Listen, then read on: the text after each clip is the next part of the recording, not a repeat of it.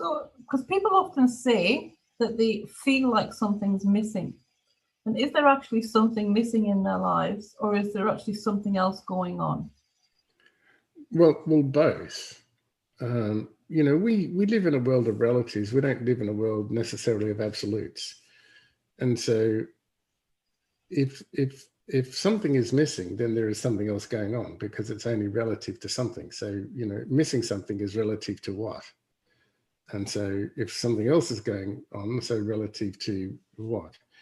And you can always hear it if you are an observer of, you know, social conditioning, if you're an observer of the effects of social conditioning, if you are an observer of people yearning for something more because they feel like something is missing, you can always hear it in the voice or the language patterns that people use. And there's always a couple of components going on that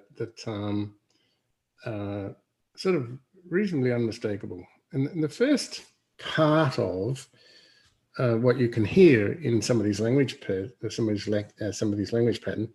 is all of the emotions and all of the language that's associated with this idea of desire. And so we're either desiring something that we lack, or we desire to move away from something that we don't enjoy. So, and really, you know, Freud discovered that we have these innate drive to move towards something that we consider to be pleasurable, and to move away from something that we consider to be, you know, unsatisfactory or not pleasure. In other words, discomfort. And so those two drivers are always motivational forces that are either promoting us forward, or we're kind of sort of, you know, always moving away from a sort of thing. And so there's always a couple of things going on that you can listen for. One is the language of desire. So what is it that they talk about when they actually talk, and how much of that language, or how much of that language pattern is based on things that they desire. Now, if you think about anything that is desired, at the same time, there's a void that's going on, or an emptiness going on, or a lack of going on.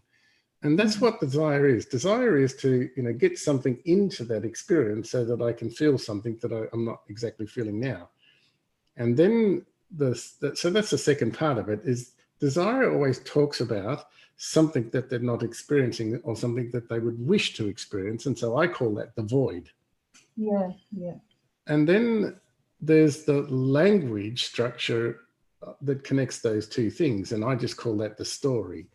And so if you listen, you more often hear the story of that something that is missing. You know, I wish for this, I desire that, if only this would happen, if only that had happened, you know, 5 years ago. And so those two things are always going on. There's something missing, and that's the void.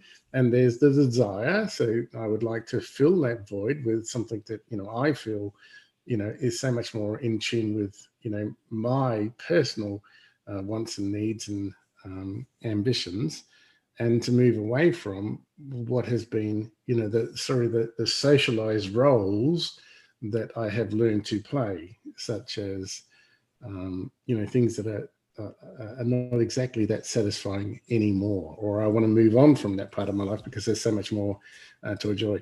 So, yep, look, there's always something missing, and there is always something going on, and there are those three components that you can listen for, which is desire, the void, and then the story that connects those two things together.